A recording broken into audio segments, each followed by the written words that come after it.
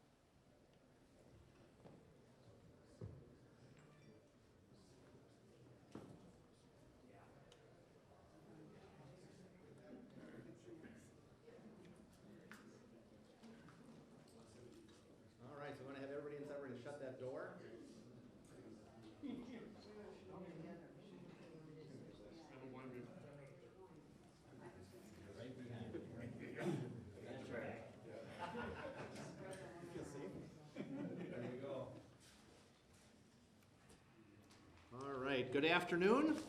Thank you very much for being here. We are just going to make sure that they are ready to go with what we are going to be doing on this slideshow, right? Hopefully somebody has like a pointer thing. So Nathan? I think somebody, yep, you ready to go? Pointer. Yep, I got it. Okay. All right, let's get started.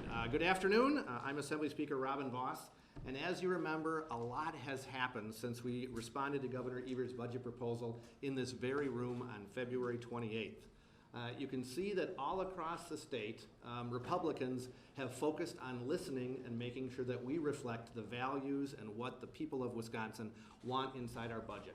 Over the course of the past few months, we have had more than 225 listening sessions. We've had more than 4,400 people attend our listening sessions to give us input on what they wanted inside the budget and what they did not support.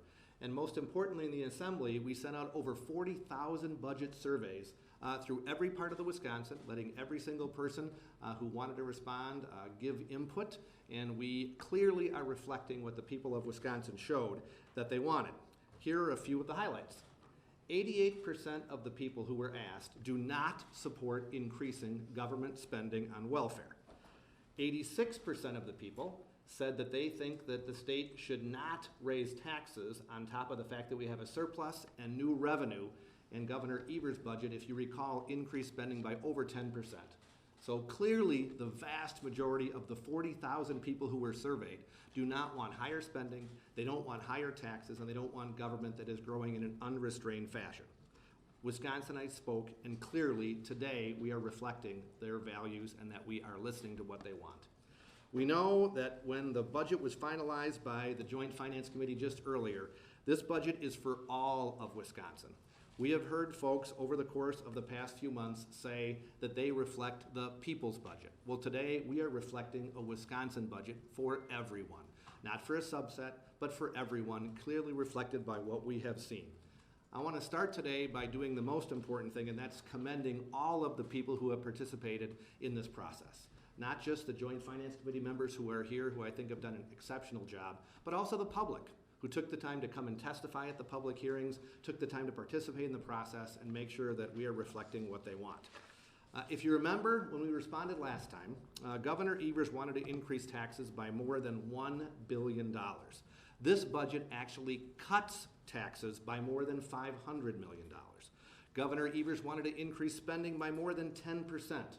Our budget reduced it to about 3%, which is in line with inflation.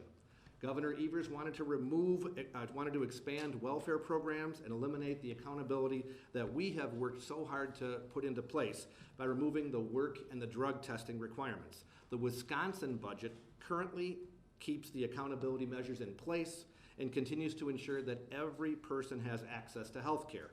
Governor Evers wanted property taxes to go up. Our budget holds the line on property taxes and keeps them lower than they would have been under Governor Evers' proposed plan. You'll also find that the Wisconsin budget has many of the same priorities as Governor Evers. However, we invested in K-12 education because our conservative budget increases funding by $604 per student over 2 years. This is the same increase as the governor requested and the same one that we know that Governor Evers in the last budget called kid-friendly. We both wanted to continue to freeze tuition, fix our roads and bridges, invest in health care, expand worker training, and take care of our most vulnerable citizens. Today, legislative Republicans are showing you can fund the state's top priorities without unsustainable, runaway government spending, without raising taxes, and without raising welfare. This is a budget for all of Wisconsin, and I certainly hope that Governor Evers will sign the document and give Wisconsin the certainty that it needs going forward. With that, I'd like to turn over the microphone to Senator Fitzgerald. Thank you, Mr. Speaker. You can see how things go very well when the Speaker and I are getting along. No, I just wanted to congratulate the co-chairs of the Finance Committee and all the members of the committee today. They executed what I think a lot of people thought wouldn't get done, which is to not only, first of all, kind of dismiss about $500 million on tax on capital gains, $324 million on the Medicaid expansion, which would have been required as a GPR contribution. the $516 million increase in taxes on manufacturers and farmers throughout the state, and then the $360 million taken from the IRC update. Those were the things that kind of changed the dynamic on this budget, I think, from the get-go. And then after that, I think a lot of people picked up on the idea that the Republicans in the legislature were going to start to build a budget that made sense.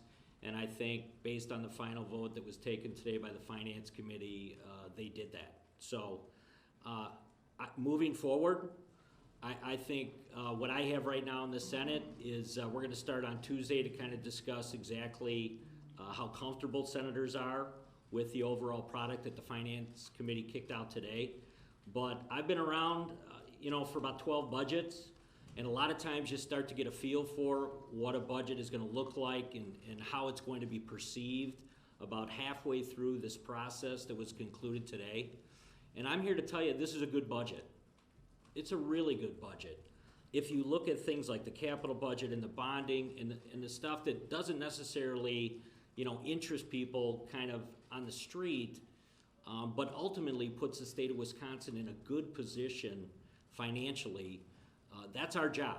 We have to be caretakers of the taxpayers' money, and I think this budget does a really good job of that. So I'm pleased to be here, and once again want to thank the Assembly and thank the Finance Committee for the good work that they've done. So I'll turn it now over to Representative Nygren.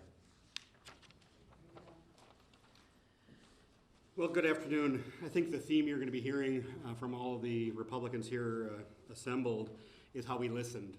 And one of the first steps in the listening process as Joint Finance is going out to public hearings and hearing from the public and what they think.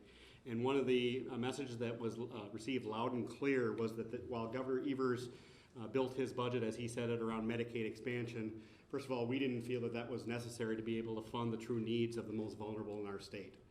But at the same time, we also heard that his investments weren't going far enough. So we heard from nursing homes that are seeing struggles with finances throughout the entire state, closing at record rates. We heard from personal care workers who are struggling to make ends meet, and often a lot of jobs are going unfilled because the wages aren't high enough. Direct care workers through family care, a similar situation. We heard from seniors, we heard from county staff dealing with the children that are most vulnerable. We heard from all these folks, and we heard that the governor's investment was not adequate enough to meet their needs. So what did we do? We didn't decide to expand welfare in our state. We decided to reinvest the surplus that through good management at Department of Health Services over the last 8 years allowed us to accumulate about $220 million. We actually increased funding for nursing homes by $30 million GPR over the biennium. That is a 6% increase in nursing home reimbursement, and also there's an additional 1% acuity increase. We increased funding for personal care workers by $37 million GPR over the biennium. The change for the current rate is from $16.73 an hour to $18.24 an hour starting in July 1st of 2019. That's an increase of 9%. By the way, the governor only provided an increase of $7 million. We provided 37. We increased funding for direct caregivers and family care by $27 million over the biennium. Over the biennium, we are more than doubling the base. In addition to those investments, we also provided a $60 million GPR for our hospitals. We know that because of Medicaid, if you actually read the financial reports of a lot of our large hospitals throughout the state, they're seeing significant losses because of Medicaid in our state. So first of all, why would we expand a program that's contributing to losses of our systems that provide care for our individuals? So we're providing $60 million. We're also providing contributions to rural critical access to make sure that it's not just hospitals in our most populated areas, but that the people in our rural part of our state get the care that they need. In addition, not directly a DHS issue, but I think it's something as equally as important and something we heard a great deal about, is the investment that our counties were seeking for children in need of protective services, an issue that has grown rapidly over the last few years. And we are actually increasing the family aids by $30.5 million over the biennium. That actually meets the request of the Counties Association. Unfortunately, Governor Evers' request came nowhere near to that request. So overall, when it came to listening, I believe the Wisconsin budget that we're here talking about actually not only listened to the people of the state of Wisconsin, but reinvested the resources where they are needed the most for our most vulnerable. And I'm very proud of being able to help, along with my co-chair, drive this budget to completion today. And now I'll turn it over to Senator Darling. Good afternoon, everybody. I'm so pleased that we can say to you before 1 a.m. in the morning, we are done with the budget and finance, and I'm very proud of it. As we went around the state listening, education was a very big issue, and there were two issues in education that we wanted to zero in on. One was special ed, and we increased that by 22%. Many of our teachers were saying they really need help with the children who need their attention, and felt that we needed a greater investment in special ed, so we're doing it. The other issue that really came up very often was the issue of mental health.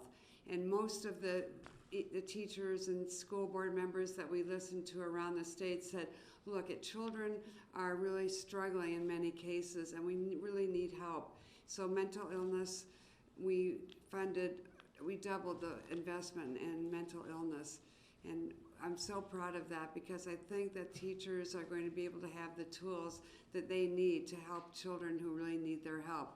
So at that, I'd like to focus again on education with Senator Luther Olson. Good afternoon. It was interesting when I talked to the school folks and they saw the governor's budget. At first they were excited, and then all of a sudden it's like, that's not realistic. That was sort of a nice idea, but they are realistic people. And after talking to them and talking about what we were looking at doing, they said, this is realistic, this will help us immensely. And as you've heard a number of times, the per pupil increase of 200 to 104 the second year, the 30% special ed funding, doubling mental health, those are issues that were their top priorities, and we met those goals. We also continue to help rural schools that are having declining enrollment issues and transportation issues. So at the end of the day, I got a lot of calls from superintendents after we passed the education budget saying, thank you, this is what we needed, and this will make a difference for the boys and girls in the state of Wisconsin. So I'd like to turn it over to Representative Roycast. Great. Thank you, Senator Olson. Thank you, everybody. It's a pleasure to be here, like Senator Darling said, when the sun's actually shining through. So I would like to talk about workforce development, what we invested in that area of the budget. And I need to go back to what we heard from all over the state. We heard from manufacturers and other businesses, but not just them. We heard from school districts. We heard from healthcare providers, not-for-profits, that they cannot find either enough workers or the right training and the skills that is necessary for what they need in the workforce of today. So we listened to what they were saying, all of those organizations, and we increased funding in our technical college system by $25 million. That was more than what the governor had initially proposed. We also increased funding for career and technical education grants, for apprenticeship programs, to ensure that the kids that are coming out of our high schools now are going to be better prepared for those jobs of both now and the future. But also, equally important, it's to help people who may be underemployed to find higher paying positions by getting them the skills that they can need to better their lives for themselves and for their families.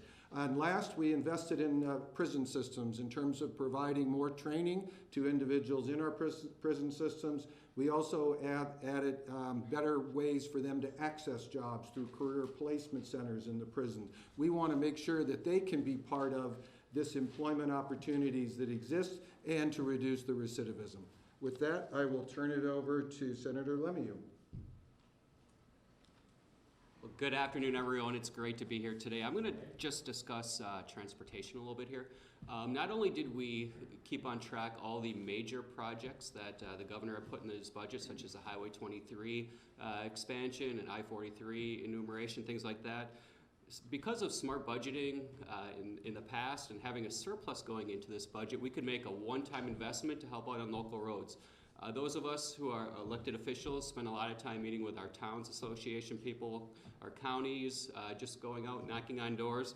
Yeah, I think the one concern that those of us who went through a re-election process this last year heard is, fix our roads. We have tractors driving over them, trucks driving over them. So we took the opportunity, something the governor didn't take care of, and stuck $90 million one-time money into the local road improvement program, only requiring a 10% match. That way, over the next couple years, we're going to see new pavement, new concrete being poured to fix these roads. So I'm extremely excited about that part of our budget, and I will turn it over to Representative Zimmerman. I'm Representative Shannon Zimmerman, and I want to focus for a second on the UW system. So the Wisconsin economy is strong. So is the UW system. It is strong, and together we're going to make it even stronger. We're going to grow together. The face of business across this state is dynamic and it is growing, and so too should our UW system, and it is. And in this budget, we provided a tuition freeze. This will allow more kids to go to our schools, to take our jobs in this state. We also increased funding, but to the tune of $100 million in total.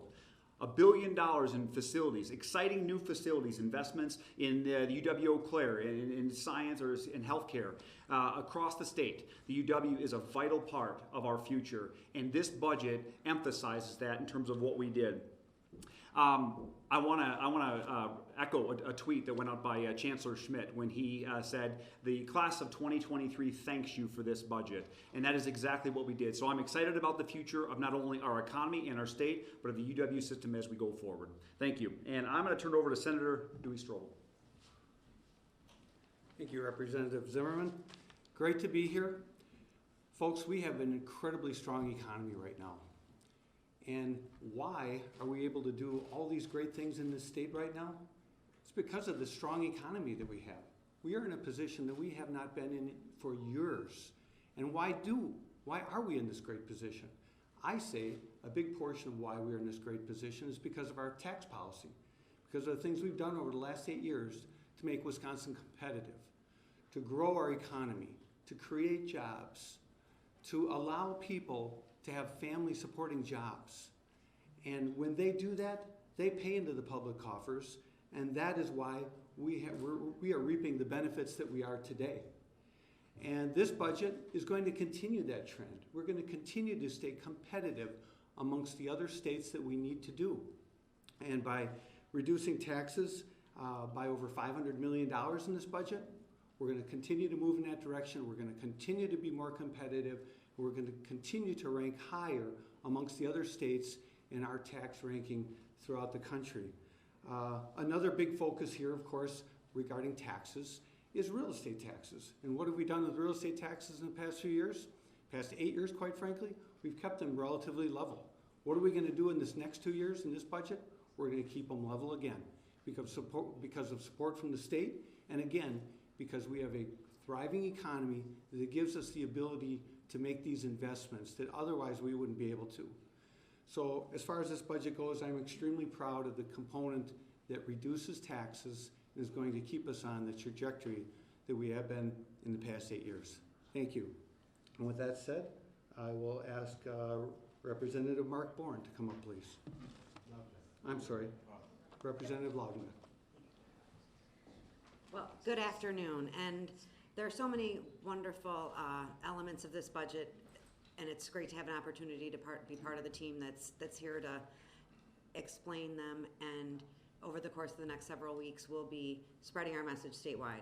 But for today and for me, I want to focus on criminal justice. So our system really operates on like a three-legged stool. So you look at public defenders, you look at district attorneys, and you look at the court system as a whole. And leading up to this budget session, we were facing a constitutional crisis. And the need for investment, significant investment that hasn't occurred since 1995 in the court-appointed rate for representation for people who are indigent and poor that are protected under our Constitution hadn't changed. And in Governor Evers' budget, he didn't address that. You can rate, the court raised the rate, the Supreme Court said we need to raise the rates, but that becomes an unfunded mandate. And not addressing that isn't governing. So what we did is we put the investment so that the courts at the county level will be funded for these higher rates. We also invested in assistant district attorney pay and in new district attorneys at a level that I haven't seen since I have served, so that victims have good representation. And the third leg of the stool is the public defenders, because people do have a right to due process and representation. And investing in their pay rates and in the rate that they pay for a private bar assistance, we've increased substantially from $40 to $70, so that you don't have judges up north making 2,000 phone calls trying to get someone to take a case. That's not Wisconsin. So this budget corrects some of our oversights of the past that reached a point that we could no longer ignore them, and I'm proud to be a part of that process. Next up is my colleague, Representative Mark Warren. Thank you. I just want to briefly highlight two areas in the Department of Corrections budget where we invested in people. One of them, Mike Rohrkast mentions part of it too, was in workforce development and other programs like Windows to Work and ORS that provide the opportunity for folks that are incarcerated to learn the skills and the training that they need to go out and become productive members of our community again. And this is important for their success in the future, as well as for the impact of future budgets. The second area, and I think more important, was a significant investment in our workforce in our facilities. It's no secret that we've had some challenges in this, and it was something that we recognized as Senate and Assembly caucuses we needed to address. It's something that the governor only chose to address in certain areas and certain facilities. We knew it needed an across-the-board solution, so we invested a significant investment that brought the starting wage by the end of this budget to $19 an hour in all facilities, and also made adjustments to veteran staff in a similar way to recognize the important role that they play in public safety for the entire community and for the safety of folks that have constitutional protections in our facilities. And with that, I'll toss it to Senator Markline. Good afternoon. I represent a very rural part of the state of Wisconsin, beautiful part of the state, southwest Wisconsin. You've already heard about some of the investments we've made in rural Wisconsin, rural roads, rural schools, rural hospitals. I'd like to expand on just a couple other items. The first is the Rural Broadband Grant Program that we've had in the state since 2014. We are putting more money into that grant program in this budget every year than we've put into that program since it started in 2014. I can't wait to see more of the results from that investment. We've seen a lot of improvements in my area of the state. It's very hilly, and looking forward to seeing the return of the results of the investment that we're going to make in this budget. Agriculture is big in my district, and I wanted to comment, we approved the Dairy Innovation Hub, which was an idea that came out of the Dairy Task Force 2.0. Dairy is still big in this state. Dairy is still big in my district. This is June. It's a great month to pass that piece of legislation, and I'm excited that we'll get that program rolling here in the next budget, and looking forward to the results. We also, in the DATCAP budget, approved positions to support our growing hemp industry in the state of Wisconsin. So another good investment that I think has a lot of promise for a lot of our farmers at a time when they really need it. So thank you.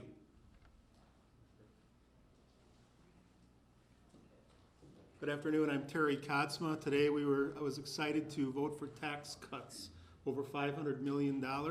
Every taxpayer in the state will receive a reduction in their income tax. Since 2013, the median family income has seen tax cuts of $1,600.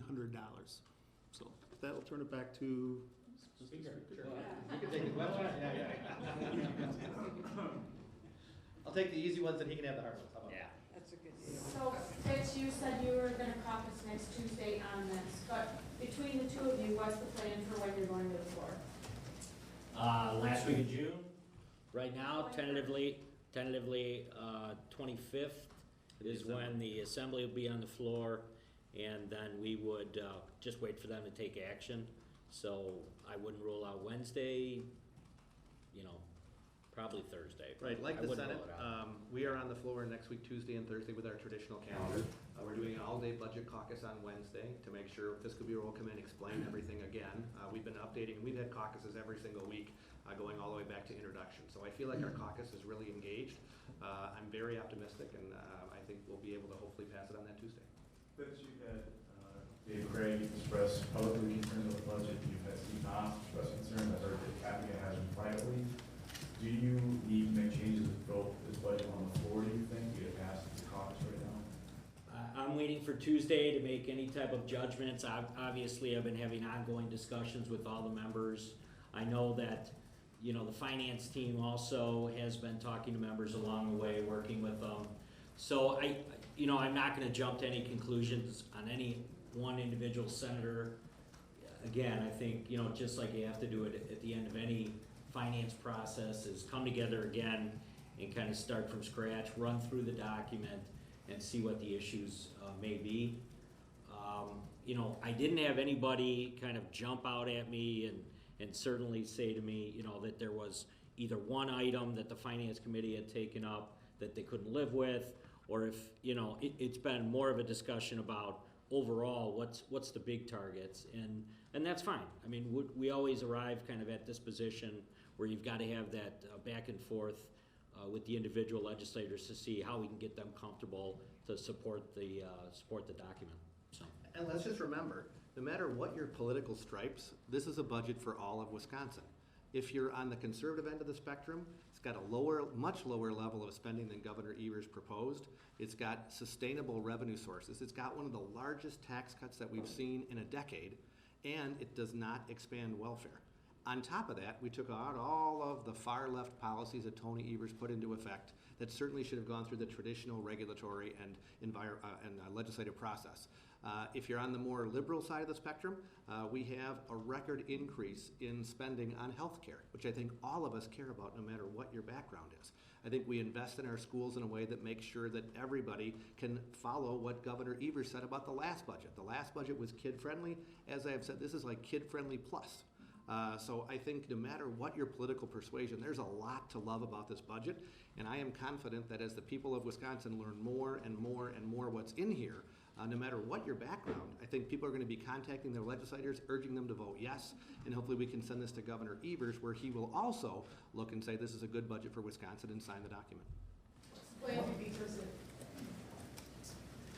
Well, I am not accepting the fact that Tony Evers is going to veto this budget. I am accepting the fact that we have a budget that literally focuses on the priorities of what the 40,000 people who filled out our surveys, the thousands of people who went to listening sessions, and frankly, we've taken many of Governor Evers' ideas and tried to pick the best ones, find consensus where we can, and toss out the ones that were clearly against the principles that we believe in, trying to find that middle ground. And I'm sure Alberta or John could talk about what some of those common ground issues are. Well, I mean, first of all, I think a number of them have already been mentioned. I think healthcare and education. I mean, as the speaker mentioned, this is the former DPI secretary, right? And he called the budget 2 years ago. That's very similar to what we passed, kid-friendly. The 30% special education number that we get to in the second year of the budget is actually what he called for prior to him running for governor. On healthcare, as I laid out all those numbers earlier, we invested more than he did in almost every single area. So I would say to him, and we did that not just because we wanted to outspend him. I agree with some of my colleagues.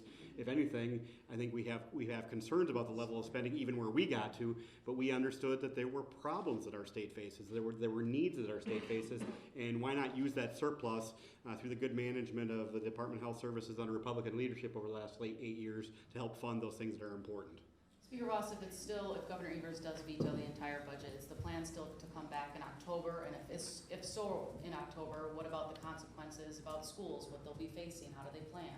Sure. Well, first of all, I am not accepting the fact that Governor Evers is going to veto the budget. I think that it's never been done in our state's history. So I think it's very unlikely when we have a budget that does focus on the 4 most important pillars, right? What did Governor Evers say? Fix the damn roads. We're doing that. What did he say? Make sure we have a budget that can help children. We're doing a kid-friendly plus budget.